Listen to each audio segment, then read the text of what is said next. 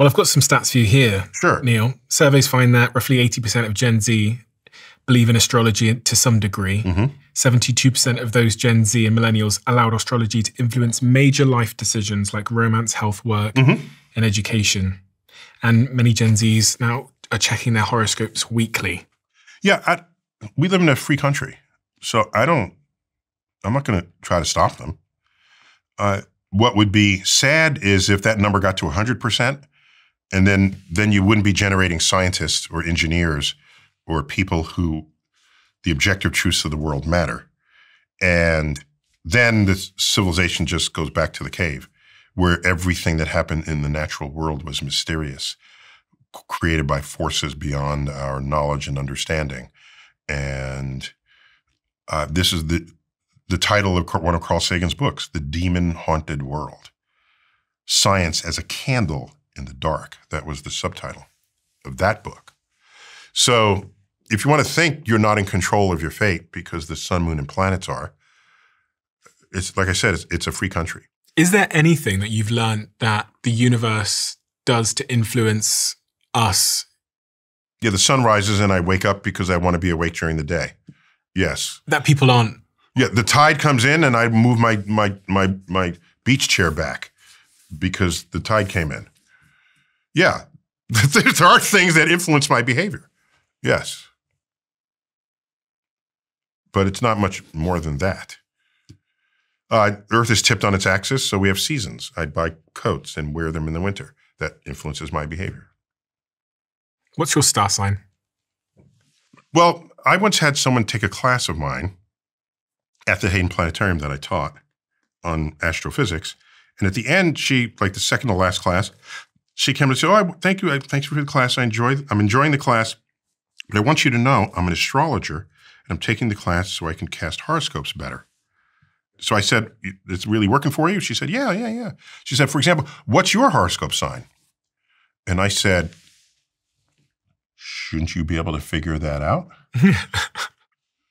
If all this works and you cast horoscopes, you ought to tell me what my sign is. She said, okay. She said, "Are you Gemini?" I said, "No."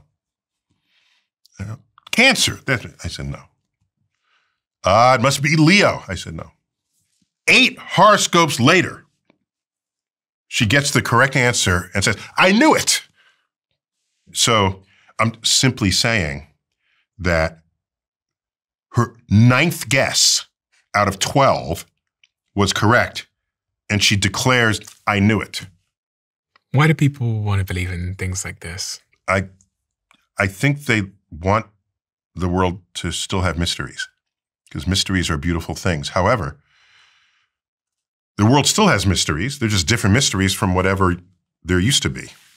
And so follow the mysteries where they take you. And there's another branch of all of us who must have answers to every question, because they're not learning to love the questions. They only want to love the answer. So they say, "What was around before the Big Bang?" I said, "I don't know. We got top people. Something had to be around." I said, "I don't know. Must have been God." So there's their answer. Then they're happy. What happens after death? Well, it looks like you rot in the ground, but otherwise, that's what physics. It's got to be something. Your soul. I said, "There's got to be God, heaven." Okay, that's their answer. They've got their answer. And if that's your answer at every turn, you're not as good an investigator of the unknown, because you just invented the answer to the unknown. You're content. What is dark matter? I don't know. We got top people working. Is that the spirit of God? Okay.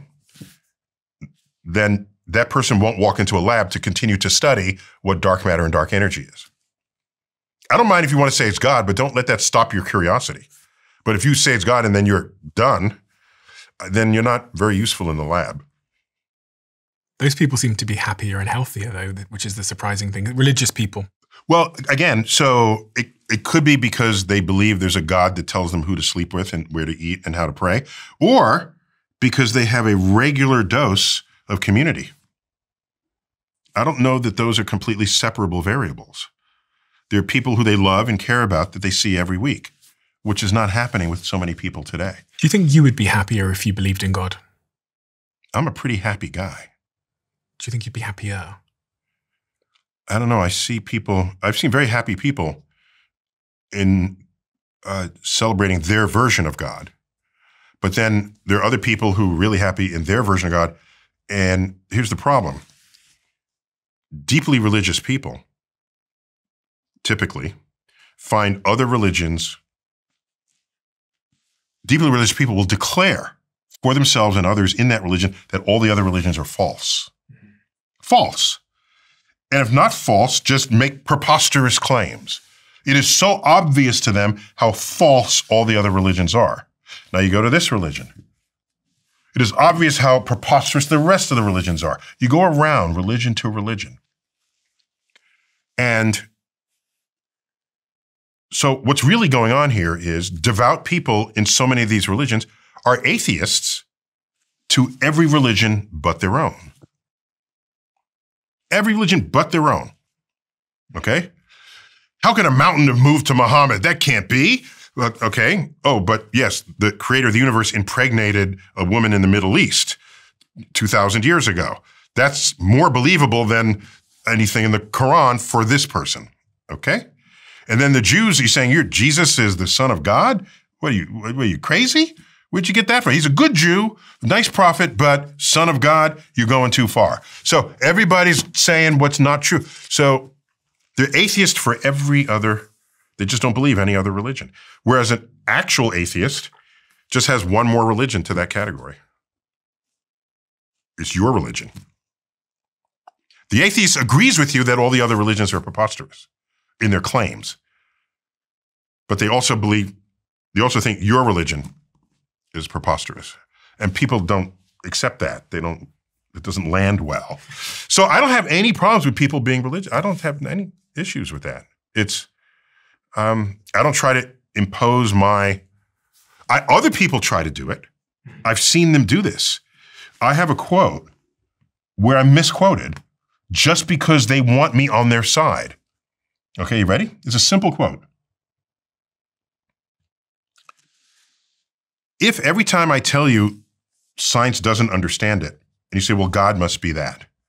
God made the universe because God made life because we don't know how to make life yet. If that is your definition and understanding of God, then as science progresses, it will solve these questions, pushing the God back outward to places that have yet to be discovered. And so the quote is, if to you God is where science has yet to tread, then God is an ever-receding pocket of scientific ignorance. That references what philosophers have called God of the gaps. It goes way back, thousands of years. If we don't understand it, there's a God. The storm is Poseidon. Okay? Lightning bolt struck, it's Zeus. All right? That's God of the gaps. God of the gaps is a time-honored exercise in human civilization. And all I'm saying is that statement is objectively true because it's an if statement. If to you God is where science has yet to tread, then as science continues to tread, you're a shrinking pocket of scientific, that's your God. Okay? It's not an opinion. That's a statement of an if statement, the consequences of an if statement. I've had people take the second half and put it on a t-shirt. God is an ever-receding pocket of scientific ignorance. Neil deGrasse Tyson. That's not what I said.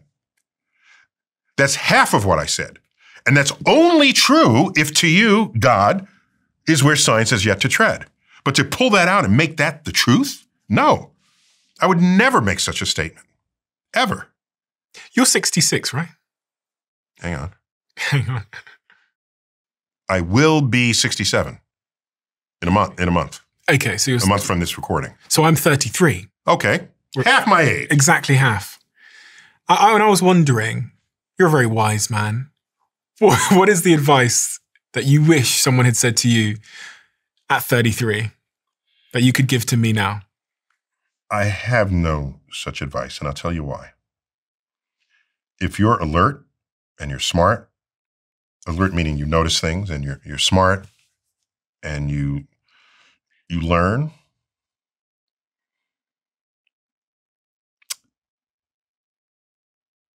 living life itself is the lesson.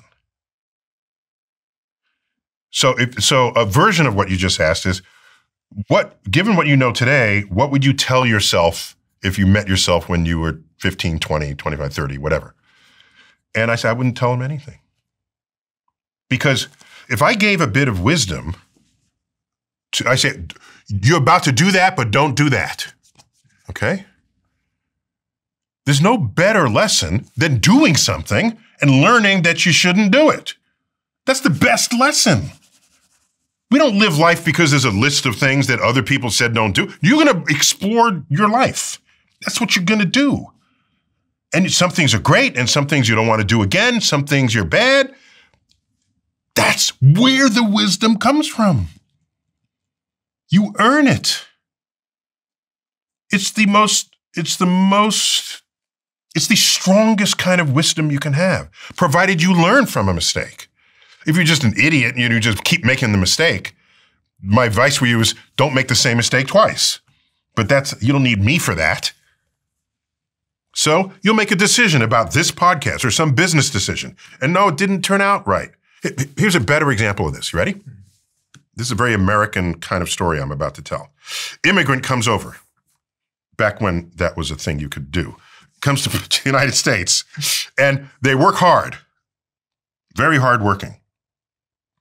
They first sweep the street in front of a storefront, and then they're in the store and they learn the trade. And then the owner dies and they take over the trade. And they're working hard and they're scrapping and then they buys the adjacent store and they build the thing and then he moves and he lives in a big house and he has kids.